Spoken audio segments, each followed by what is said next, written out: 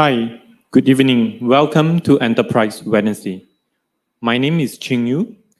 Today, we have Mohammad Haziq Faris and Aaron J. Dason from REKA Inisiatif Sdn Bhd, otherwise known as REKA, joining us, who will be speaking to us about what is a startup and why do we build one.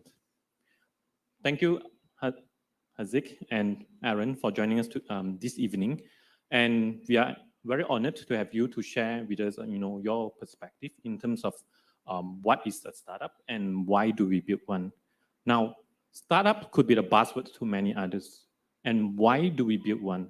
Perhaps taking a step back, jumping into why do we build one, perhaps I have a bigger question in mind is that what do you make of entrepreneur mindset and what does it take to reach there?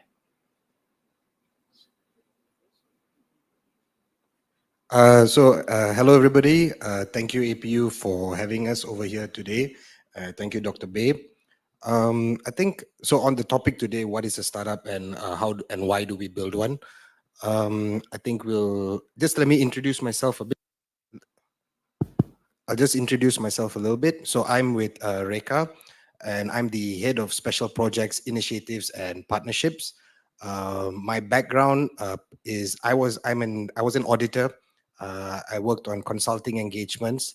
My areas of specialty includes corporate governance, risk management, and that sort of that's the background. And now on to your question, Dr. Bay, on could you repeat the question, please? So I guess my first question is about what do you make of an entrepreneur mindset? Okay, I think in that question, right, the definition matters. The definition of an entrepreneur. Now, popular definitions, if you look at the definition, they'll say a person who takes a risk to start a business. Now, we can break up that definition into a person who takes a risk and starting a business. So by that definition, right, the first question I think is, who is an entrepreneur? And an entrepreneur, to answer that question, the person who takes a risk, that pretty much qualifies everyone. That qualifies everyone in this room. We all take risks on a day-to-day basis. Then the next question is, okay, what is a business? And a business, depending on how you look at it, some people, I like to look at it as a business is a separate legal entity. Now, what that means is you can earn income, you can incur loss, you can hold liabilities, you can possess rights. Now, that same concept applies to us as individuals. That same concept of, I would say, a separate legal entity applies to us as individuals. So now then, coming back to entrepreneurship, before we tackle the issue of the mindset, so that means, based on that definition, I like to look at it as we are all entrepreneurs. It's just a question of how good an entrepreneur are we. Then in terms of the mindset, I would say number one thing is we have to be focused. And because if we don't have focus, that's something we need focus. Focus, I say, is one of the critical parts. I think we have to be curious. We have to be curious in nature. We have to have that, we have to be collaborative. And I would say these are three core things I would say that make up someone who I would classify as having an entrepreneurial mindset. Right. Thanks, Aaron. So you mentioned about that everyone can be entrepreneur, and you have to be risk taker, be focused. I guess that's our sort of day-to-day life. But what do you think could be the differentiations, right? An entrepreneur, a person is an entrepreneur or not? What could be the extra ordinary miles, a person that will need to take to reach there, to be an entrepreneur? I think, can everyone be an entrepreneur? Yes, if they're willing to. Yes, if they're willing to, because if you think about it, right, some of us may be employees. Now, when we go to work, what we're actually doing is we are exchanging our time and we're agreeing to terms. that's very much like entrepreneurship. You're giving something in return for something else. So I think on the first part, we have to recognize, if you want to be an entrepreneur, yes, but to be willing, you must understand that, okay, by jumping out and starting something on your own, you're exposing yourself, you're taking off the safety net basically. When you take off the safety net, you need to first be aware, what does that mean when you jump out into and to do something on your own? How could that possibly affect you? So willingness is the ability to confront that. You must you must have the ability to confront that. And I share a story, just an example from my experience. I For the longest time, I was working as a salaryman. I was working as a salaryman. I was drawing my salary at the month end, and I was very comfortable. I was good at what I did, and but deep inside me, I always had this urge. Hey, I want to try a business. I want to run a business. I want to do something, but I wasn't comfortable with losing. I because when you're a salary man, your money comes in every month. This, even if you perform poorly, even if you perform well, the money comes in. So, and that first step is I had to be willing to if I start a business on my, put 40,000 or 50,000 down, I need to be willing to sacrifice or expose that amount. I think willingness to confront the realities, that is something, uh, I would say, is critical. Yeah, you spoke about the willingness, and you have been sort of like comfortable being a salaried employee. And in your opinion, what do you think would be the trigger point, right, for you to step out of that so-called comfort being an employee? Uh, My so in my line of work, um, I was in consulting. Means is I would go to many different companies. I would study companies. I would study their environments. I would study their structure, study what they're selling, how they're selling. I would study how they manage their vendors. I would study how they interact with their customers. And then, so me personally, it was a challenge because as a consultant, I'm going in things about companies and saying, okay, we can do this better by doing ABC. But I was working with already mature companies. And for me personally, it was the ultimate test as a consultant. Can I build something? And I'm talking here, I'm with REKA, but I'm involved in a family business. And the family business is we do Indian snacks. So that's the business I'm talking about. It's being run by my wife, but I help out in the strategy side and that side of things. So that's how I would answer that. Right. So perhaps I should direct the next questions to Haziq. Right. So we spoke about the willingness to step out to be able to become an entrepreneur. But I wonder, I mean, from the perspective of being a student and many other audience as well, we have here this evening. Where do you think that a person can find the starting point? What are the support and how and where to begin building a startup, right? Okay. Thank you, Dr. B, for the question. That's quite a question. So maybe I start off with introducing myself first. My name is Mama Haziq Faris. I'm the CEO and co-founder at REKA, and my day to day is actually taking building products from the lab and taking it to the market at REKA. So answering back to your question, so at what point do we want to start our entrepreneurship journey? And this is something is very subjective. It's going to be different from everyone, and everyone experiencing entrepreneurship at a different pace. So I guess for myself, it's where uh, from day to day we can see there's a lot of things that we know we can improve. So entrepreneurship is all about building new things, getting into new areas where it's untamed, it's a bit wild, and it's still unfurnished. And we want to build solutions. We want to build products that deliver the most impact positively towards, I would say, society or our consumers.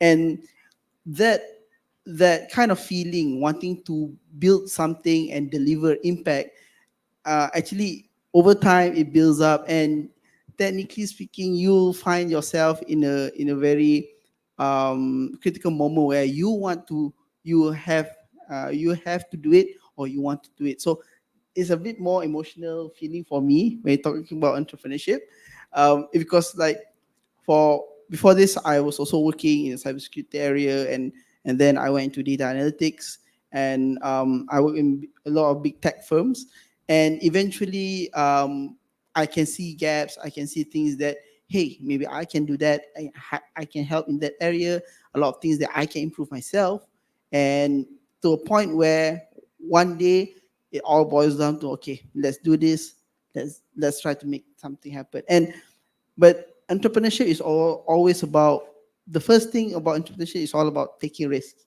You're going into uncharted territory. You don't know what can happen, but it all boils down to grit and ability to take risks and just move forward regardless of what happens. And that is technically the entrepreneurship mindset for me. And eventually, everyone goes through this kind of, I would say, phase throughout their life.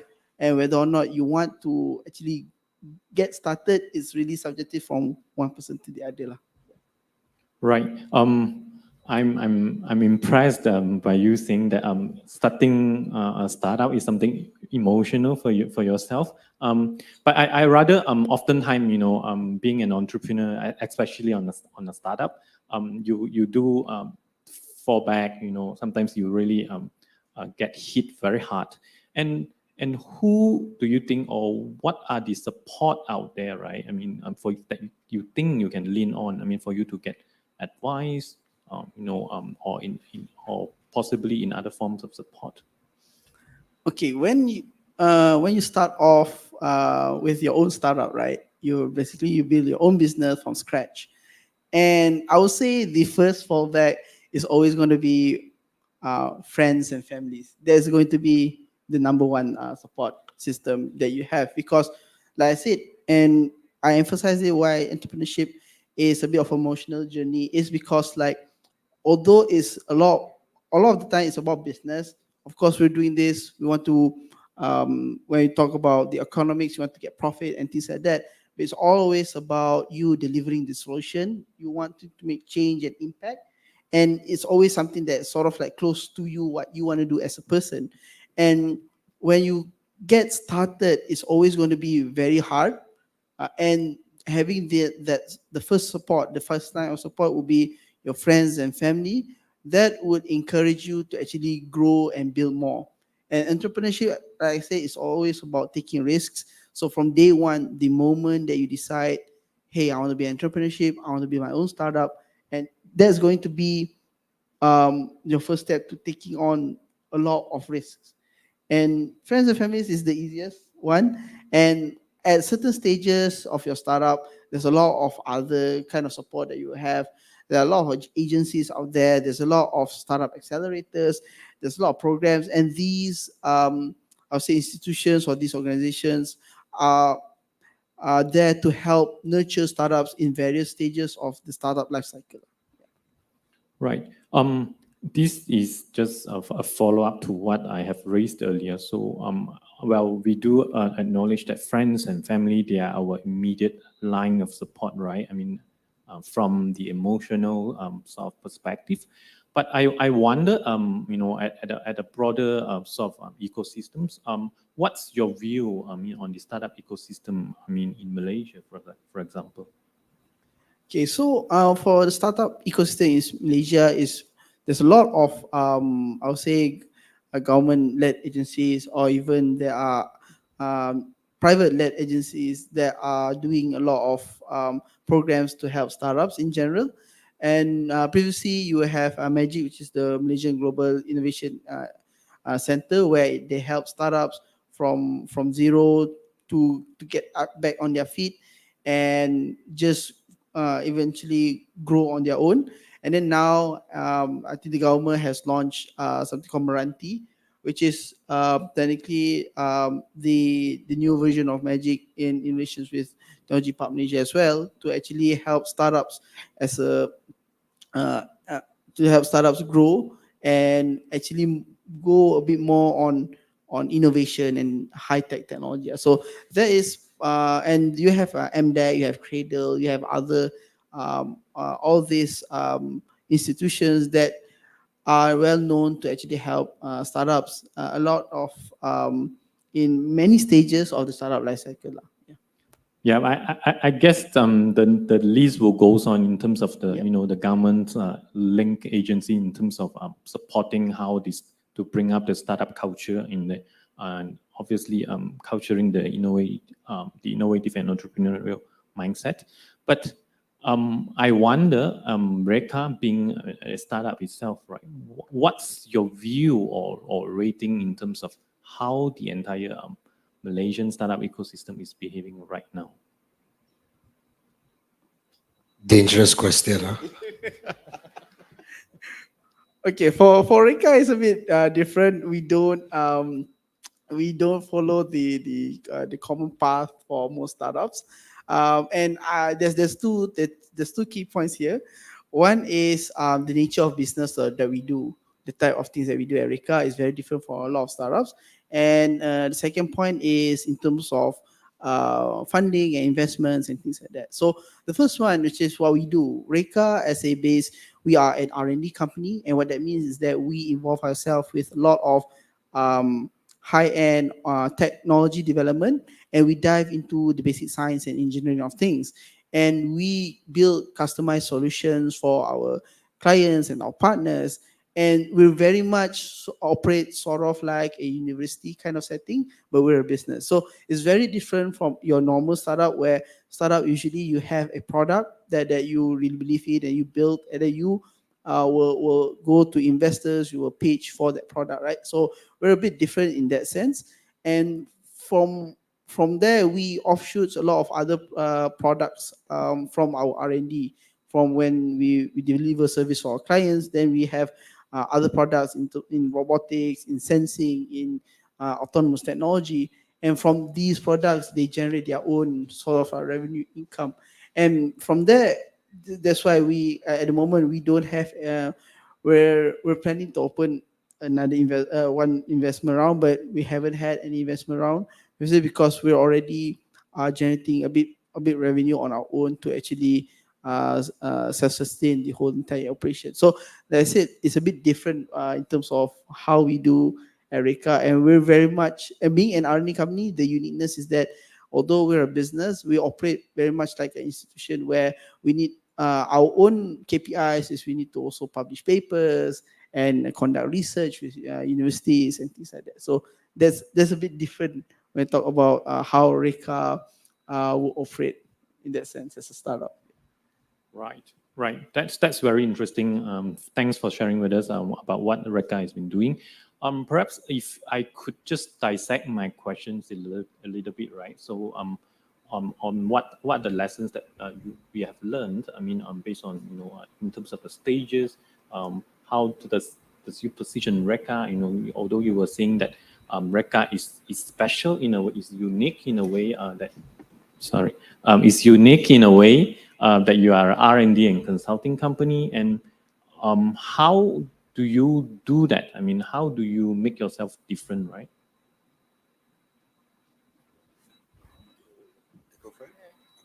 So, at the heart, we're a R&D company. We will always be an R&D company. So REKA is also stands for Rediscovering Knowledge and Arts. So at the heart of the organization is engineering and innovation, I would say. Now, how do we deliver that successfully? We can either go in, people can either come and tell us, hey, I want this. They can be very specific and tell us exactly what they want, and we can go and develop and implement it. But sometimes we get people who are unclear of what they want, companies that are, I would say, a little bit unsure themselves. I give you an example. Now we're talking with a couple of family businesses. So these guys have been around for 50, 60 years, and they've been running operations, been going very well, but certain things they know specifically, if we deploy a technology here, it will help my manufacturing operations in this regard. But also what they don't know, where the consulting comes in is, we can now, as a full, I would say, as an end-to-end consulting / R&D company, we can also go in, study the processes of a company, we can study the structure of the company, we can align it back to what the market is expecting. So that's how, at the heart of it will always be an R&D company. So our recommendations can be implementation of new products, we can do handhold consulting, we can do workshops. I would say that's how from R&D it evolves to I would say a little bit broader. Right, right. So I would suspect then, the core business of REKA is really about delivering services, right? The value services to your client and your customers. So where do you see yourself growing? I mean, at the heart of it, you are doing R&D, and also you're offering consulting services. So where would REKA be, I mean, in terms of the growth? Okay, so like Aaron mentioned that REKA, we at the heart of it is very much innovation and technology and engineering, right? And right now we're a lot offering in terms of service delivery. We deliver service for our clients. We build products and build technology. And over the years of doing this, we've managed to identify a couple of key technologies that is, I would say, common and can be implemented in various other businesses or industries. And from now, we can build products, very specific products that can actually be used by a lot of other businesses. And this is what we're currently doing right now. For instance, we're very much known for our autonomous vehicle technology, where we build self-driving cars and robots. And from that piece of technology, it's not just about building a car, it's all about the technology that is used for that car. And let's say for navigation, for analytics, for artificial intelligence, we can reuse that same technology and make it into a product. And that product can be used in other businesses, in other systems, in other industries. And this is where the direction that we're going right now.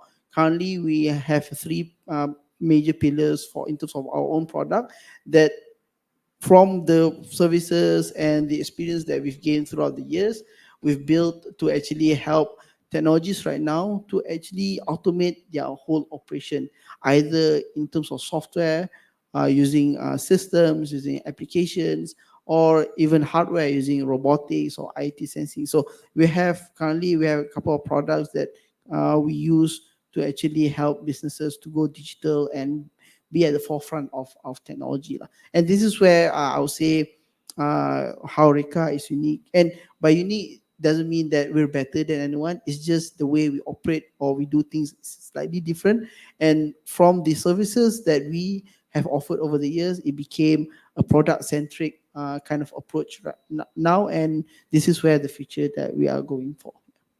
Yep. Speaking of product centric, right? I mean, I suppose there has to be a right sort of product to market fit. So how do you validate that? I mean, how do you be sure enough that when REKA offer these services or product that that your client will be happy to consider about it? So that's entrepreneurship, right? That you will never be able to get things right the first time, right? Is very much uncharted territory.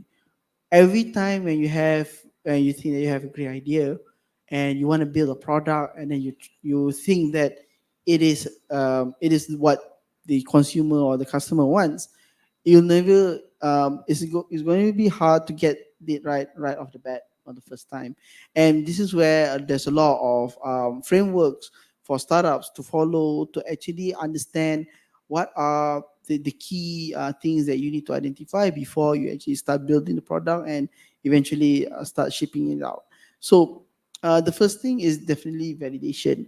But even before validation, I think the most key in terms of as an entrepreneur, we need to know what is the problem that we're solving. And I think that's the very foundation of entrepreneurship as it owns, because entrepreneurship is all about problem solving. When you see something and something isn't right, and you think that with technology you can build a solution to actually help solve the problem, and that's where the product should be. And this is where the market needs it, the consumer needs it, the customers needs it.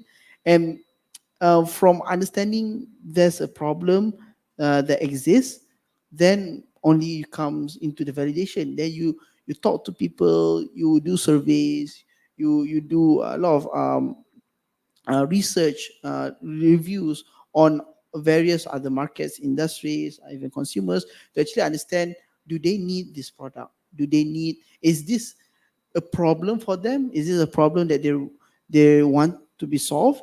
And from there, you can understand, okay, whether or not you should pursue this kind of product, this kind of technology, or this kind of research. I think I just want to expand on that, right? Yes, sir.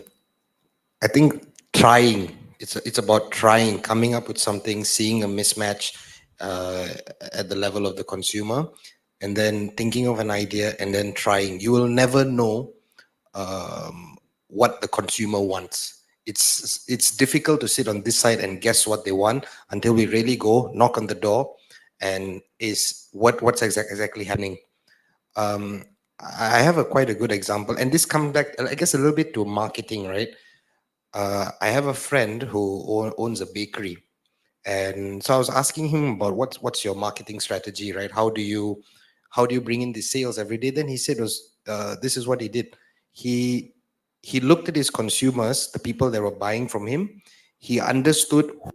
He put them into groups and gave them identities. So he said, okay, that's Miss A, Mr. B, Mr. C, Mr. A, what does he kind of like? Mr. A, what is he afraid of? Mr. B, what is he afraid of? And that's the afraid, meaning the pain point, the problem. And his marketing campaign was very on point to the pain point of the problem. He really understood his customers so well, so much so that a friend of mine gifted us the bakery products. Then I asked the friend, hey, why did you get it? What drove you to buy this product? And the reason she told me was the exact reason he had put in his marketing campaign, which is the fear of being left out. So it's about trying, knowing your customer, and I would say plan, move, revise, move again. Expand on that. Yeah, thanks very much, Aaron. Coming back to Haziq, so you mentioned about some support structures and framework, right? So this is perhaps a questions that I have in mind. Running entrepreneurship program, I'm in APU. What do you think as a university incubator? What can we do better in terms of nurturing the entrepreneurial mindset or our talents, our university talents, right? Okay. There's a lot of things that you can actually do when you have entrepreneurship programs. I think one of the first few things that these participants for this programs or the students that join these kind of programs need to understand what is, first of all, what are the what would they be going through in terms of entrepreneurship. And I think this is something that a lot of people, when they jump into entrepreneurship, do not understand what are they, I would say, risking first. Because when you're doing entrepreneurship, it's all about taking risks. And a lot of the time, you will not get things right in the first time. And you will need to be able to persevere and understand how to cope with that. You need to have a framework to actually cope with that kind of failure. And actually, failure builds up that kind of defense mechanism, which in time makes you better and better. So let's say for instance, there's a lot of accelerators that when you do startup, you have a lot of methodologies, a lot of frameworks, such as like, let's say, agile methodologies, right? So in terms of when tech development, agile methodology is used to actually iterate products very fast when problems arises. And the reason why we do this is we want to keep everything lean. We don't want to spend a lot of time doing things that eventually will fail. Uh, and you already wasted that much time. So having agile methodologies within a certain framework helps you to actually iterate products development very fast. And let's say you have like 2 weeks, you test it out, you build something, you test it out, and then okay, something is not right here. Then you quickly change things before it gets too big, before it gets too massive. And when you do that, you reduce the cost, you reduce the time, you reduce the energy that you actually invested to build a product that might be the wrong kind of product that users need. So those kind of methodologies within this kind of frameworks is needed to help people that is going into entrepreneurship for the first time to actually have I would say, a fighting chance in actually building a successful business. Right. So yeah, I guess to stay lean and be agile is sort of like the key, I mean, key ingredients of characteristics, right? Yeah, thankfully that's the mantra that we have lah. Yeah, right. I wonder. I mean, as a startup, well, we always have to be, be lean and be agile. I mean, to be very adaptable to changes. But I wonder what type of, like, in terms of the speed, what sort of like the changes, how fast can really a startup pivot? Perhaps if you can share your perspective from REKA. So how long does it take REKA to get it right? And Okay, that's quite a question. I wouldn't know. I can't say for sure that we got things right already, because yeah, to be frank, we don't know what we don't know, right? So every day we're still learning something new. But I guess a simpler way to answer the question is that for REKA, when okay, let's take the one of the most obvious things that we've done, which is the autonomous technology, right? And in terms of developing that technology, it's pretty technically engineering wise. Is the certain things are a bit more straightforward. You have sensors, you have electronics, you have mechanical stuff, and from here you can actually build a car that can actually move on its own. And that is on the technology side of things. But eventually, and for the first time that we did, it took us around 2 weeks to 3 weeks to actually build a self-driving car from scratch. And although I wouldn't say engineering it follows all the engineering level or standards, but it gets the job done. We can make the car move on its own, and the AI can actually drive it on its own. But okay, here's the thing: that's the technology part of things, and but the business part is something a bit difficult to do, because now everyone has a car, and even if you have a car that drives on its own, people wouldn't just change immediately because you already have a car. So then you have a supply and demand kind of problem here that happens. So in order, and we've already spent a lot or invested a lot of time and money and energy to actually build the technology that potentially no one wants to use right now. And as a startup, you need to make a business decision where it can either make or break it. If you continue with just selling the full autonomous car, then you might hit a wall eventually. So this is where the entrepreneurship mindset needs to come in. You need to see what kind of problems. Okay, you have the technology now, but what kind of problems that the market is facing right now, the customers are facing right now, and how you want to use the technology that you have to actually solve that problem.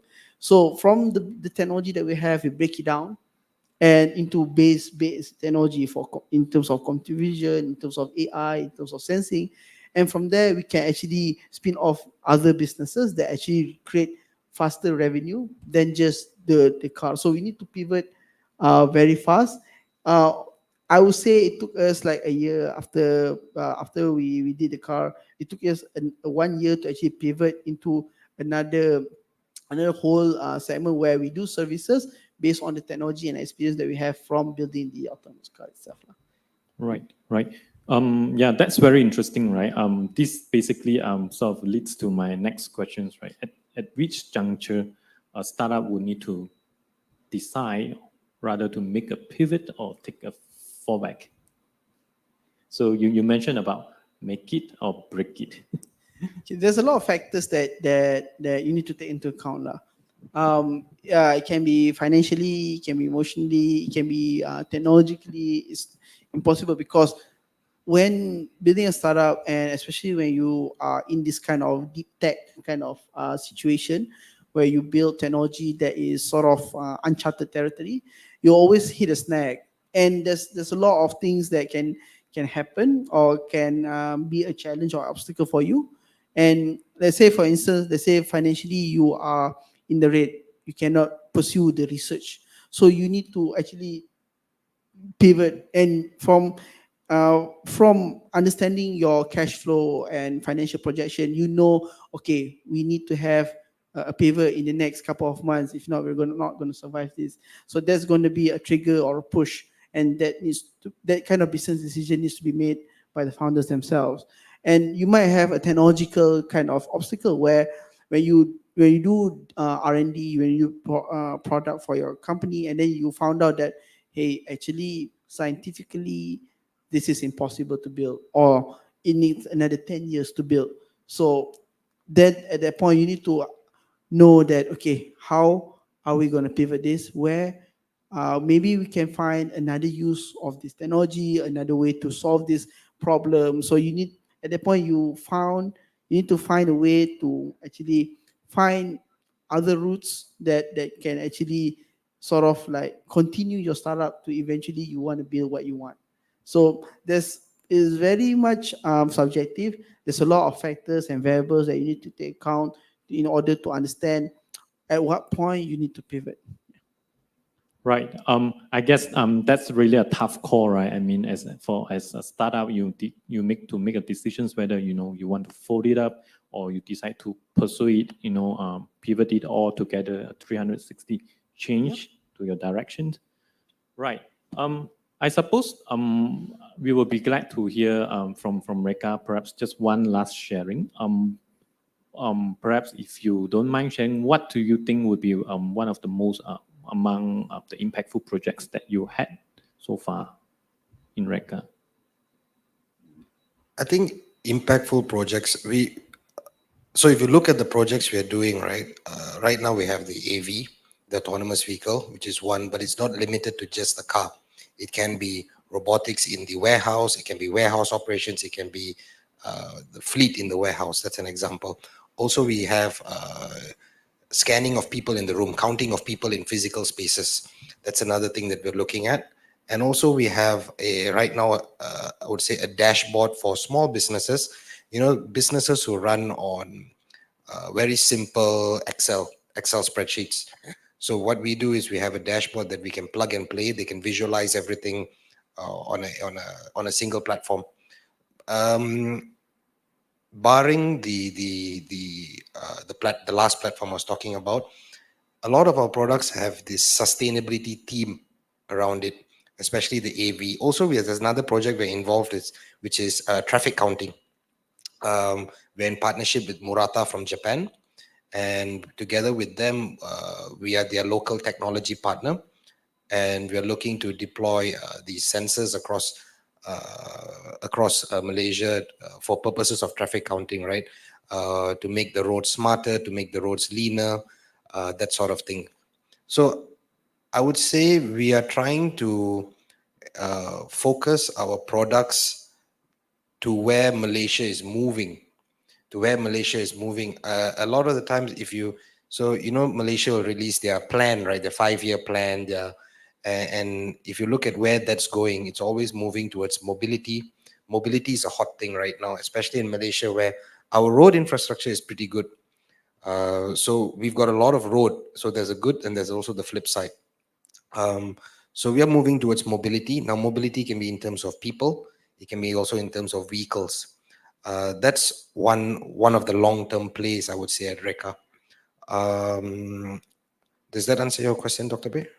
Yeah, I guess that's pretty interesting. I mean, perhaps you have shed some lights right on where the directions of future transportations and smart mobility. I guess that's all very exciting. I guess we will open up for questions to the floor. Perhaps we would go with the audience in the hall.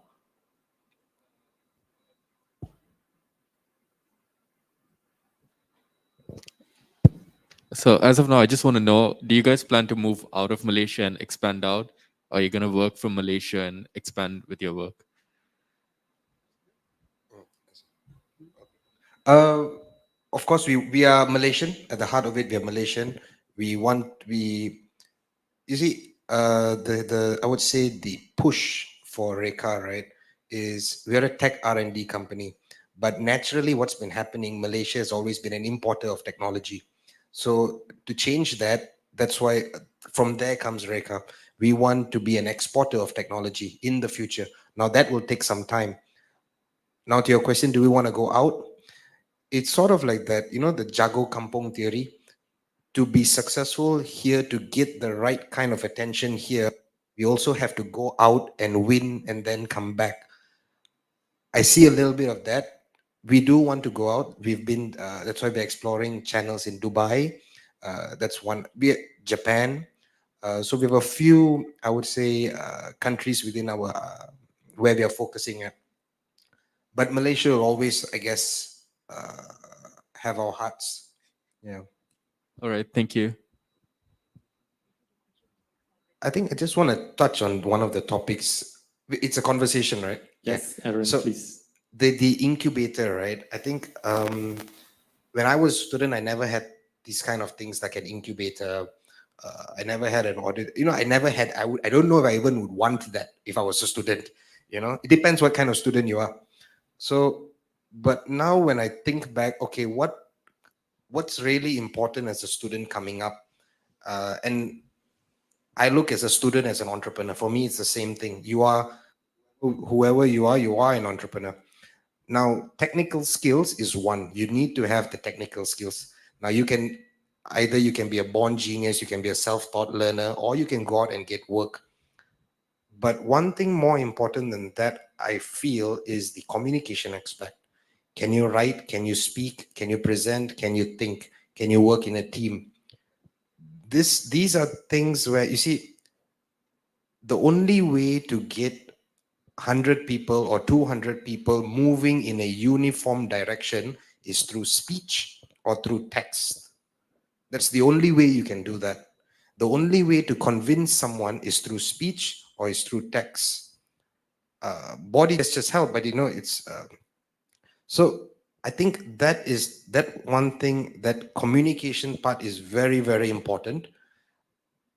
So I feel the incubator, in some sense, I don't know exactly what APU has for its students, but I think it should reflect the realities of the world. It should punch you down, bring you up, punch you down again, and bring you up again. And with that, right? So, I mean, if I'm a student, I know, okay, I failed this many times, but failure means progress. And in a setting like this, failure is safe. But I've already conditioned myself to fail, which is, and then when you go out to the real world, your spirit of trying and trying and trying is very important. That plus your technical skills, plus your ability to write, your ability to speak, you can put up a plan. Because if you can write, you can speak, you can put up a plan. If you can put up a plan, people can follow a plan. Then I would say the student will be pretty much unstoppable. Yeah, I totally agree with you, Aaron. It's all about the soft skills, right? And then, of course, the technical skills, the knowledge, the academic part of it. I guess this is all look all very well done in terms of the blueprint and whatnot we have in terms of the curriculum, in terms of the education system that we have in the nations. I suppose the take-home message for myself from the conversations that I had is that, as you both have been mentioning it quite a lot of times here, is that just get started and keep doing it. And of course, by failing means we fail forward. And of course, there are always lessons learned from every failure, right? And from there on, we pivot, and of course, we strategize better in terms of our market segments and whatnot, right? Yeah, thanks, Aaron, for bringing that up. I think we have another questions from the floor. Anyone from the audience?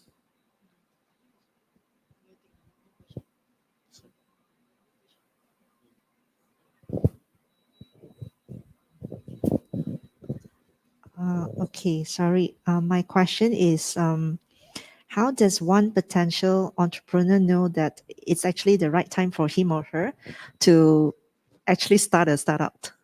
Yeah, like, how do you feel that, okay, it's the right time for me?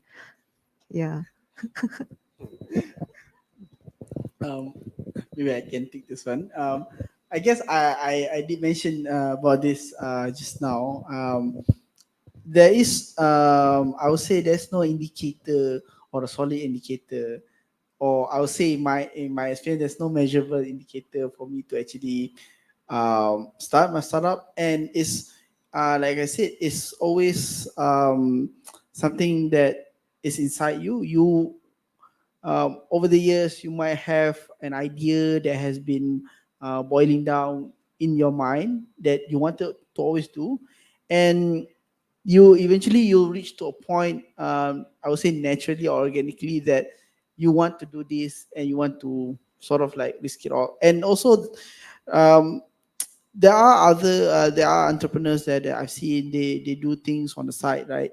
So they say they are a student, or they have a day-to-day job, but on the side they still do entrepreneurship, or they're still pursuing their own startup, and it's sort of like testing out the waters, and that's okay too.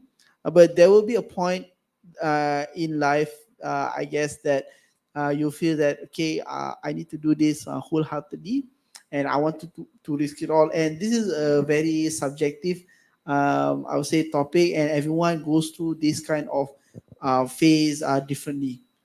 Because entrepreneurship I think Aaron did mention about this. Entrepreneurship is always, everyone technically is an entrepreneur in some sense. It's just that getting out there and actually starting your own business is always a scary thing, and it actually takes a bit of courage to actually move or take the first step. So is again, to answer the question, is very subjective. Everyone will have their own pace, but make sure that you don't do this. I would say my advice is, don't do this because you're following a trend. And I've seen a lot of startup founders fall into this kind of, I would say, issues where starting their own startup is sort of like starting out or following a trend for them, and this can be a good or a bad thing, but it's going to be bad if a lot of things that you are unprepared for. Because for me, let's say in my own experience, I have an engineering or very technical background, and I don't have, from when I first started, I don't necessarily have some of the skills that I didn't mention. I don't have the communication skill. I was a programmer, which means that I'm an introvert. I was and I'm still, I guess, an introvert at heart. So it's hard for me to actually just go out there initially and talk to people. And this is going to be an issue when you are running your own startup, because you, as a founder, you need to be advocating about your startup vehemently, and uh, you need to be prepared on that kind of skill before you starting out your own startup, as well as understanding other things such as finance, accounting, and marketing. Because again, for me, when I was starting out being an engineer, it's all about the product, it's all about the technology. But there are other things that, if you take a bit time to actually study before starting out your startup, you'll be better off when you start that first step. Yeah. Can I just add? I think that's a very good question. I would say, if you can see a path forward, if you can see a path forward from where you are, if you can if you can sort of imagine, okay, I'm gonna do this, do this, do this, do that, and then it's gonna bring me some returns. If you can see a path forward, it's a very good indicator, not just the product. And I'm going to touch on one of the questions you asked, the network, right? The support network. Recently, my friends and I, these are guys I grew up with, guys I play football with, and we started our own coffee club sort of session. And what we do is we gather every week, we gather once, and we talk about entrepreneurship. We talk about business. We talk about what you're doing, what I'm doing, what are we looking for. That network, along with friends and family, super important. Now, and this question came up the other day as well in our last meeting. One of the guys had an idea and he said, okay, what do I do now? This guy has been working in a company throughout his whole life. So, and I think we boiled it down to these four things. What are you selling and how are you packaging it? That's the first question. And you need to be very specific. Who are your customer and what are their options? That's another thing you need to get down. Then comes the next question. So what are you selling? How are you packaging it? Who's your customer? What are their options? Then comes again, why am I selling? Because whatever you're selling, the customer has an option. Then why are we selling? You must have a very good reason for that. And then this is where the action really starts. What do I do to approach and close? If you can answer those four questions, but you need to be really precise in your answer. If you can answer those four questions, go for it. Go try, fall down, and try again. Yeah, that's what I would say. Right. Thanks, Haziq and Aaron, for the very good sharing. I guess there is a question from the other side of the screen from our audience dialing in virtually. The question is about what's the difference between entrepreneurship and technopreneurship. I don't know. Okay, I guess as the name is, entrepreneurship is very broad. It can be you wanting to start any kind of business. It can be technology. It can be non-technical. You can open up a bakery. You can open up a restaurant, or you go into fashion. As compared to technopreneur, everything is revolved around tech. You although you are in, let's say, even if you want to open a bakery, but the bakery revolves around tech, you have robots making the bread instead of a human. So that is what technopreneur is. It's at least for my own definition, is that you do entrepreneurship, but everything revolves around technology. I think tech, right? You see, in Europe, how they define a startup is you must be tech oriented, and it must. There's a definition of the startup that say it must impact like a huge number of people. Right. You can look at it like that, but technology can either be the end solution or technology can either be an enabler. Personally, I don't think in this regard the definition technopreneurship, entrepreneurship, we are talking about the same. I would say we're talking about the Technically is same. the same Yeah. thing, yeah. Yeah, so I reckon that we have like the whole subset of entrepreneurship, and of course the technopreneur is actually kind of like a majority, about 90% of those, right, within among the entrepreneurs out there. So it's all about tech related, and like what Aaron said, tech enabled businesses, and all, they are all related to tech. Yeah, I'm not sure about the actual numbers, whether it's 90% over technopreneur, but I guess as a entrepreneur, you get more, I would say, coverage. A lot of people are going into tech nowadays, so the non-tech entrepreneurs sort of like fall short in terms of visibility, lah. But I I guess both is just as significant if you're talking about in terms of the economy or how the world works in an overview. Right? Both are significantly more very much important. Whether or not you're in technology or not, you're technically contributing towards society to make it a better as a whole. So It's just that for me, entrepreneur gets a bit more name because it's a bit more sexy. Nowadays, everyone is going to tech, right? Yeah. Yeah, thanks, Haziq. There is another question from the audience. Not sure if this is anything specific, but I can raise this. What is the smallest change you have done that has had the biggest positive result? What was it about? That small change that produced the large return. I suppose you can contextualize this in the REKA perspective. I think we'll both go at this. To me, scheduling. Scheduling to me has been the most impactful thing. And I'll explain it, right? You see, I used to work as a consultant focusing on governance and risk. And what I would do is I would walk into companies, I would understand where they're going, what's standing in their way, and what are they going to do about it. And then what I really understood is focus. Companies are very, very, very focused. The big companies, they're super focused, meaning their products, their services. Look at Nestle, for example. They know exactly what's going to sell, what's not going to sell. They quickly respond.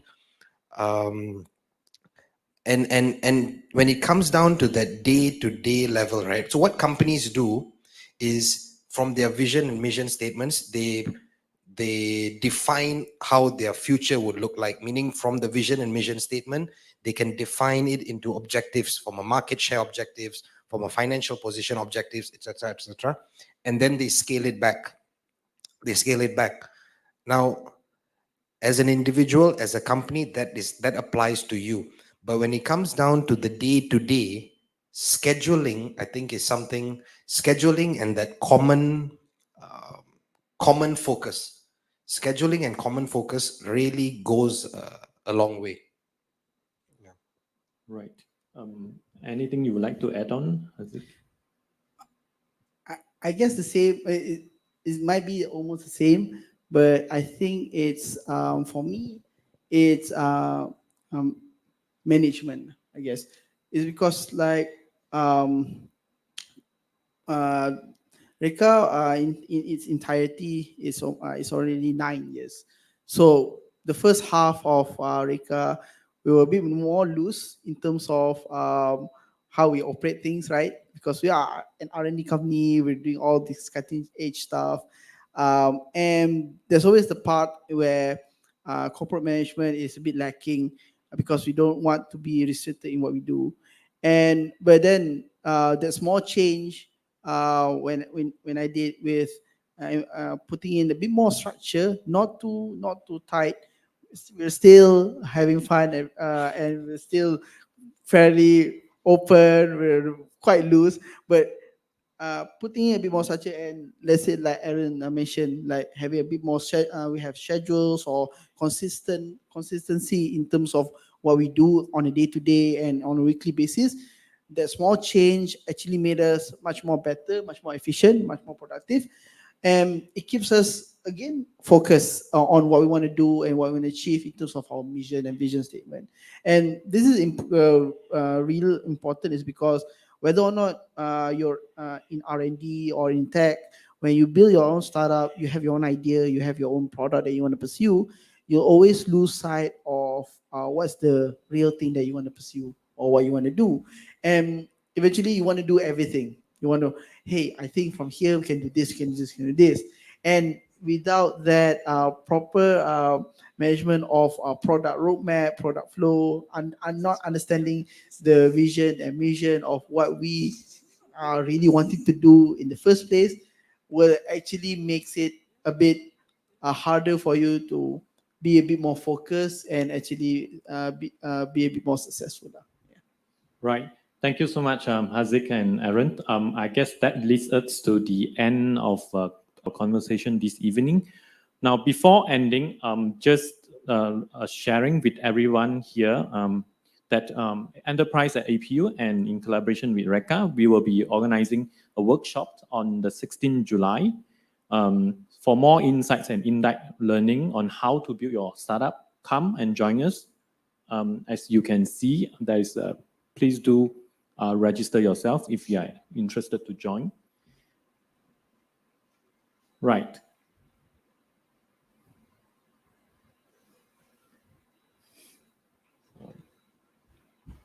This will be open to all APU students, right? Yeah, that's Or just yeah. the engineering. All APU students.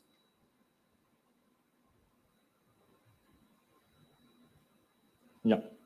Okay. Just a small announcement here for all our students who have attended our session today. Please do stay back for the attendance taking, and of course for your e-certificate issuance later on.